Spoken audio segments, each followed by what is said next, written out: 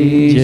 जय जय श्री राधे श्याम। तो हमारी पूजा, हमारी भक्ति पुरुषार्थकारी हो, ताकि हमारे जीवन में सुख संपदा यानी कि सुमति आए।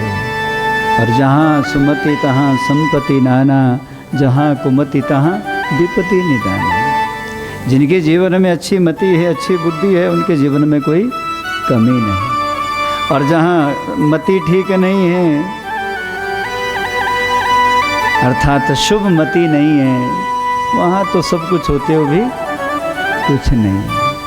तो ये मति शुभ हो, मंगलकारी हो, बस यही प्रार्थना बार बार जगदम्बा माँ से हम करें कि माँ हम आपकी शरण में आए हैं, ये मति सुमति बन जाए, ये मति सदमति हो जाए, ये मति शुभ मति हो जाए। और बस उसी शुभ मति से माता की आराधना भी करें और यज्ञ आहुति भी अर्पित करें। अभी हम देख रहे थे कि हम लोग आहुति डाल रहे ना, डाल कम रहे हैं, नीचे ज़्यादा गिरा रहे हैं। ये भी एक दोष है, क्योंकि वो आहुति तो भले आपने दे दी, पर वो माता जी को अर्पित है, क्योंकि नीचे गिर गई। अब जो नीचे गिर गई वो तो भाग अर्पित नहीं हुआ। तो हम ये भी सूझबूझ रखें, क्योंकि जो प्रक्रिया हम करें बड़ा चेतना में रह करके करें, उसका लाभ मिलता है। नहीं तो आधा यज्ञ आहुति में गया और आधा कुंड के बाहर गिरा। हमारे जीवन में रोज व्यवहारिकता में है, जो नीचे गिर जाए थाली से उसको थोड़ा भी खाते हैं। हाँ, बचपन में तो बच्चे चाट के जरूर करते हैं, पर जब समझ आ जाती है तब नहीं करते। तो बस सेवा और श्रद्धा भाव से, पूरी आस्था के साथ, समर्पित भाव से बस ध्यान रखें, हाथ ऐसे नहीं डालना है। इसका अर्थ होता है उल्टा करना, फटकार देना, अपने ही कार्य को स्वयं भंग कर देना। जब गुस्सा आता ना घर में, तब आप लोग करते हैं ना ऐसे नहीं। यहाँ तो अर्पित करना, अर्पण सीधे हाथ से होता, उल्टे हाथ से तो छीना जाता है। तो सीधा जब भी अर्पित करो तो सीधा हाथ रखिए, उसका लाभ मिलेगा। जब ये समर्पण की भावना होगी तभी तो आनंद आएगा। और आहुति डालते हुए बस भाव रखें। और अगर आप प्रेम श्रद्धा से आहुति डालते हुए स्वाहा शब्द का उच्चारण करेंगे, तो मैंने एक दिन भी बताया था कि स्वाहा बार बार बोलेंगे तो एक तरह की कपालभाति प्रक्रिया हो जाती है। ये एक योग की प्रक्रिया है। फिर प्रैक्टिस कर लो यहीं। किसी को शक हो, बायां हाथ अपने नाभि पे रखिए और धीरे से लंबा बोलिए, क्योंकि शब्द है आधा सा, वा को आ की मात्रा, फिर हा को मात्रा, फिर आ की। तो स्वाहा है, कुछ लोग स्वा ही बोलते हैं, तो स्वा का मतलब राख होता है। 3 शब्द हैं, स्वा, स्वा और स्वाहा। आधा सा वा स्वा यानी कि निज अपना, स्वा यानी कि राख जो आपके चूल्हे में बनती है आग जलाने से। और लेकिन हम जब आहुति डालते हैं तब बोलते हैं स्वाहा। और जब पूरी स्वाहा बोलेंगे, अब अभी प्रक्रिया हो जाएगी। अपना बायां हाथ अपनी नाभि पर रखिए और आंख बंद करके मेरे साथ स्वाहा बोलिए, देखिए क्या प्रक्रिया होती है। बोलेंगे ओम स्वाहा, ओम स्वाहा, ओम स्वाहा।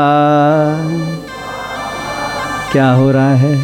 नाभि अंदर जा रही है ना, पेट में संकुचन हो रहा है, यानी कि जैसे आप कपड़े निचोड़ते हैं ना, बस वो प्रक्रिया हो रही है।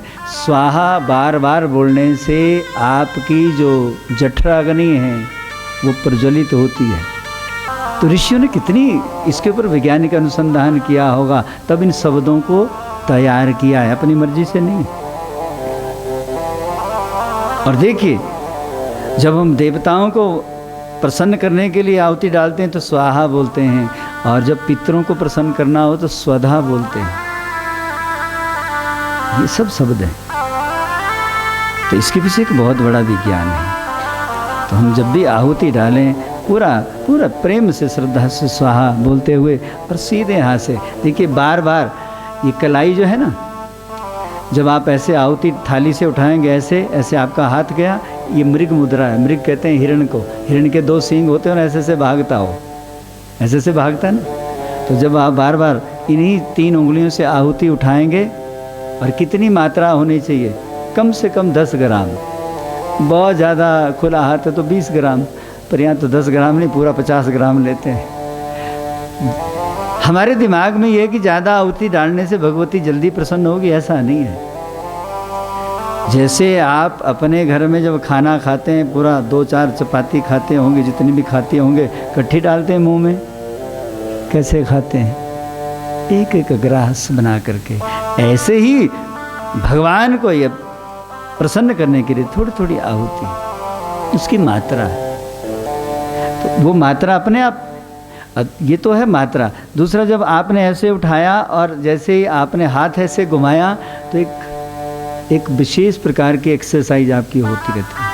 देखिए ऐसे से बार बार करेंगे ना, और ऐसे भी सवेरे सवेरे रामदेव बाबा जी कहते रहते हैं ऐसे ऐसे घुमाओ हाथ, तो ना भी घूमे तो आहुति डालते हुए तो घूम जाएंगे, तो आपको कलाई के रोग नहीं होंगे। छोटी छोटी बातें हैं। और जिनको ज़्यादातर स्पॉन्डिलाइटिस की प्रॉब्लम है ना, उनका रोग अपने आप ही ठीक हो जाएगा आहुति डालते हुए। पर हम आहुति डालते हुए आहुति कहाँ डालते हैं, हमारा तो कंपटीशन चलता है। सामने वाली बहन जी कैसे डाल रही है उसको देख रहे हैं, सामने वाले भाई क्या कर रहे हैं उसको देख रहे हैं। अरे अपनी आहुति डालो और उस यज्ञ अग्नि का दर्शन करो, क्योंकि उस अग्नि का अगर दर्शन करोगे, उसी में ही माँ के कई स्वरूप आपको दिखाई देंगे।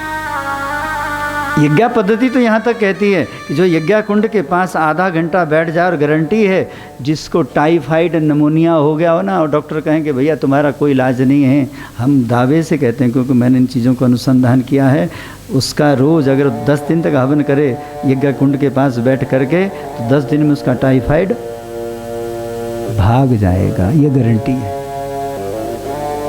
आप मंत्र पढ़ें ना पढ़ें, बस ओम स्वाहा ही बोलें तो भी, आहुति डालें और यज्ञ कुंड की अग्नि का ताप करें तो भी आपके शरीर की व्याधियों का नाश हो जाएगा। चाहे वो मधुमेह है, चाहे वो टाइफाइड है, चाहे वो ब्रोंकाइटिस आपको हो गया है, जो भी रोग हैं। और अस्थमा वालों के लिए तो यज्ञ पद्धति रामबाण है। जिनको खांसी रहती है ना बार बार, अस्थमेटिक शरीर जिनका हो गया है, तो वो तो यज्ञ जरूर करें, पर यज्ञ खुले में हो, ध्यान रखें। बंद कमरे में करेंगे तब तो मरेंगे। अब हमने सुन लिया जी वहाँ, तो हम तो नहीं, खुले में, क्योंकि स्वच्छ वायु शुद्ध वायु भी साथ साथ चाहिए, और यज्ञ की आहुति हो, उसका ताप आपके शरीर को लगेगा तो शरीर की व्याधियाँ ठीक हो जाएंगी।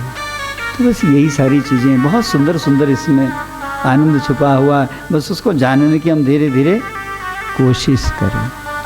बोलिए जगदम्बे महामाया की।